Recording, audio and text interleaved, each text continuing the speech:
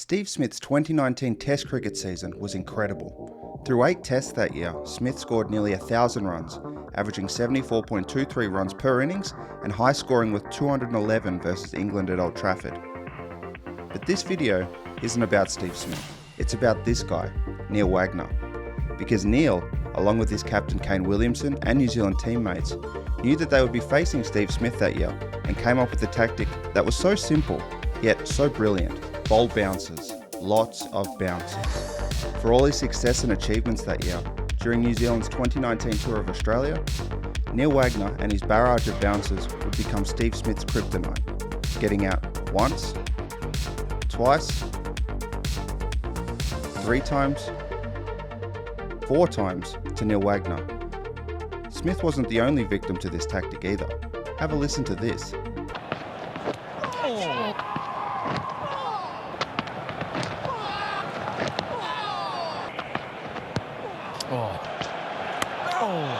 Even though they lost that series, for Wagner in New Zealand, it was further validation of a game plan and bowling style that appeared rudimentary on the surface, yet would help New Zealand to win the first ever World Test Championship and catapult Neil Wagner to number 2 in the ICC World Test bowling rankings in the process.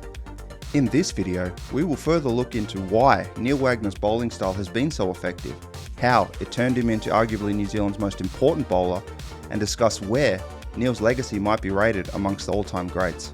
By the end of it, you'll see why there's more to Neil Wagner than just his bounces. So how does Neil get his wickets? Well, let's start by throwing out the textbook. Wagner is unique.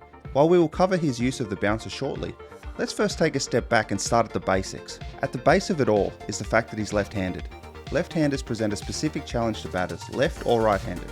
While every player is different, a large part of why it's so difficult is the angle that left arms provide with their deliveries. One possible explanation to this is that right arm bowlers are fairly common in lower level cricket, so batters typically develop their game involving a heavy diet of right arm bowling. By extension, a batter creates habits and reference points for their batting that are unique to them. Maybe they like to take a middle and off guard, or close their batting stance off slightly to better access the offside with shots.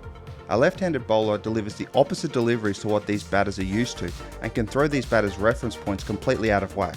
It's something that can trouble batters, even those at the highest level.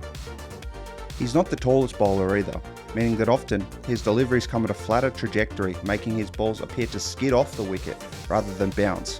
While he's not considered express pace, this actually helps Wagner because in addition to his skills at seam bowling, it promotes his underrated ability to swing the ball. When he decides to pitch the ball up, he is very effective. Now to his bounces.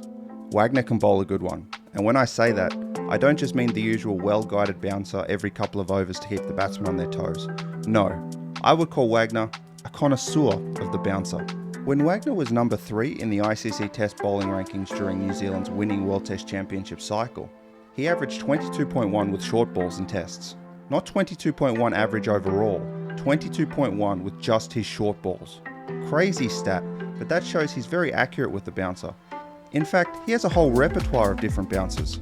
He's got the armpit bouncer, the bouncer at head height, the one from around the wicket, even a slow ball bouncer that got Dhoni here. His experience has given him an acute sense of length, meaning he can intuitively alter the length of his delivery to suit conditions, making sure that he is continually threatening the batsman and not wasting a delivery. His ability to pitch up the ball also gives Wagner the option to lure batters forward at the crease, making them easy pickings for a well-guided short ball. In a 2021 article penned by Tim Wigmore in the UK's Telegraph paper, Wagner describes his mindset with the bouncer.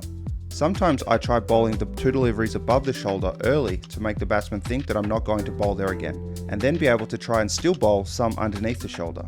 At other times, I try and not bowl 2 above the shoulder to still make batters think that I've still got those 2 up my sleeve. Where most bowlers aim to bowl line and length and throw in things like bounces here and there, Wagner treats his bouncer like a stock ball, one that he can bowl over and over again, while often keeping it under the shoulder head height and therefore not raising the ire of the umpires. For a batter, bounces are not just any delivery either, they have a more visceral effect. Wagner's bounces, like the bounces Bradman faced during the Bodyline series, and those used by the world-conquering West Indies in the 70s and 80s, rattle a batter's confidence and turn the game of cricket, at least in the mind of the batter, into a momentary fight for survival. They can change a game with just one ball. Moving on to our next question, and what was Wagner's role in this winning New Zealand side? And the thing that brings all of this together, his left-handedness, his underrated swing bowling, and his penchant for the bouncer, is his endurance and his heart. Wagner bowls the dirty overs. When it's been baking hot, the opposition has a 100-run partnership going, and the team need a wicket, like he did here in Perth to break a 132-run partnership between Smith and Labuschagne. Or when there's still a few overs left before the new ball, the pitch is dead and the team need to keep the run rate down to try and stay in the match, like Neil did in Dubai versus Pakistan in 2018, with a rare bad ball here. Although this stat is a bit dated, as of May 2021, when he bowled in an innings, 35% of the time, Wagner bowled a 10-over spell or longer, as a pace bowler who bowls bouncers. That's amazing. So often, Wagner's role was to be the bowler that Captain Kane Williamson turned to when the chips were down, like a trump card that he had in his hand. And to speak about his heart and resilience, I can think of no better example than the first test between New Zealand and Pakistan held in Mount Maunganui. On day 2 of that test, Wagner was at the crease batting and received a vicious in-swinging Yorker courtesy of Shaheen Shah Afridi. It landed square on his foot and knocked him off his feet. The physio came out, but he continued, adding 19 runs to New Zealand's total of 431. Just over an hour later, Neil came out to bowl, seemingly unaffected by the earlier incident. Overnight though, scans revealed that the delivery had in fact broken 2 of his toes.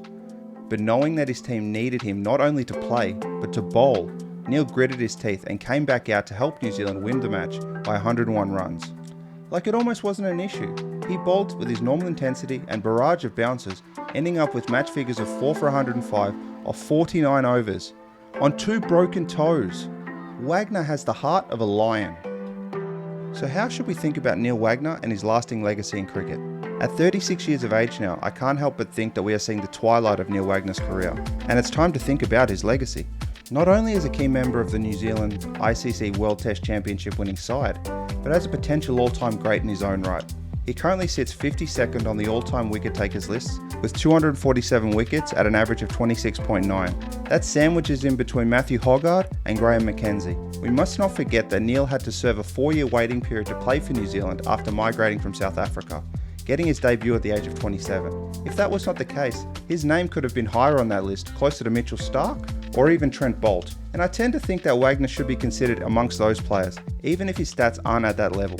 If you have any thoughts, let me know in the comments below. He is certainly a player who never shirked away from responsibility, always gave his 110%, and left a lasting impression on the fans who watched him play, and the players who played against him.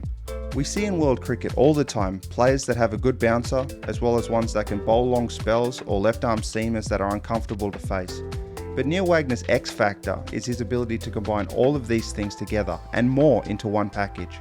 His achievements speak for themselves. At a time where bowlers are becoming more conditioned to bowl 2 to 3 over spells rather than bowling over 2 to 3 days, Wagner is a rare breed that we might not see the like of for quite some time. But hopefully, through watching this video, you can now see that Neil Wagner is more than just a guy who bowls a lot of bouncers. No, he is so much more than that. If you want to see how Suryakumar Yadav went from having no IPL team to becoming one of India's biggest cricket stars, click in the top right hand corner here. Or if you want to see how Scott Boland's bowling earned him a place in the Australian Test squad, click the other video below. Thanks for watching, and I'll see you soon.